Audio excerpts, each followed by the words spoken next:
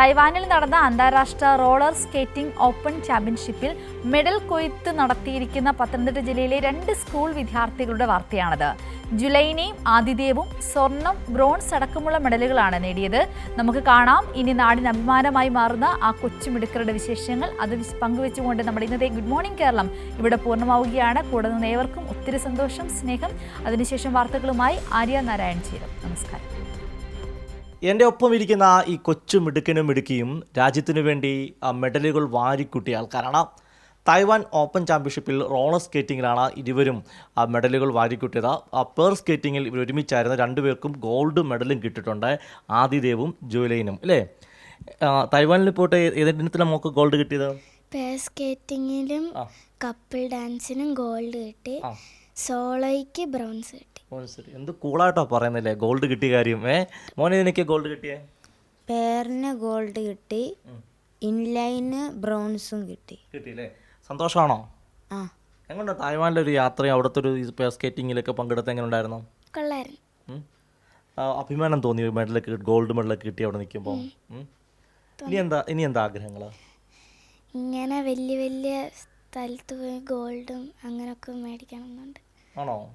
ആരാ full support ചെയ്യുന്നത് ഇതിനൊക്കെ? ഞങ്ങളുടെ കോച്ചസ് ബിജു അങ്കിൾ, അഭിചേട്ടൻ, സുജാൻ്റെ എല്ലാവരും. അമ്മയും അച്ഛനൊക്കെ? മോൻ്റെ ആഗ്രഹം എന്തോ? ഇനിയും ഗോൾഡ് വേണം, വലിയ വലിയ രാജ്യത്തെ പോയി.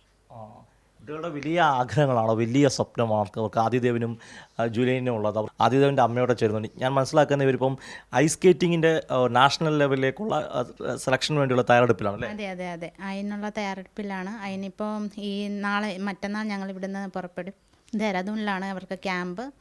അപ്പോൾ അവിടെ ചെന്ന് കുഞ്ഞുങ്ങളെ ഞങ്ങൾ ക്യാമ്പ് പങ്കെടുപ്പിച്ച് അവിടെ ഒരു ടെസ്റ്റ് വീതമുണ്ട്. അതിൽ പങ്കെടുത്ത് അവർക്ക് ഓക്കെ ആണെങ്കിൽ മാത്രമേ കുഞ്ഞുങ്ങൾക്ക് സെലക്ഷൻ ഉള്ളൂ. എന്നിട്ടാണ് ജൂലൈ ഓഗസ്റ്റിലായിരിക്കും മിക്കവാറും ഇതിൻ്റെ മത്സരം, നാഷണൽ ISCയുടെ മത്സരം നടക്കുന്നത്. പിന്നെ കുഞ്ഞുങ്ങൾ എവിടെ ഞങ്ങൾ പേരൻസ് എല്ലാവരും സപ്പോർട്ടാണ്. അതുപോലെ തന്നെ ഞങ്ങളെക്കാട്ടിലും സപ്പോർട്ട് ചെയ്യുന്ന അവരുടെ കോച്ചസാണ്.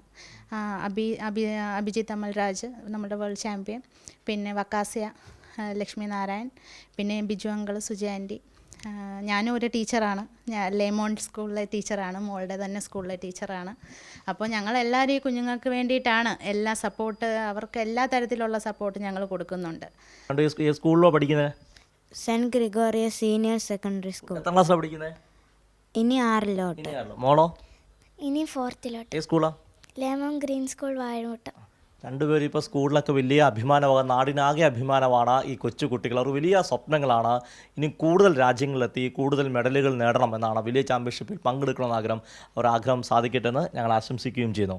ക്യാമറമാൻ അഖിലേഷ് കുടുംബിനൊപ്പം സുജിത് ബാബു, കേരള ന്യൂസ്, പത്തനംതിട്ട.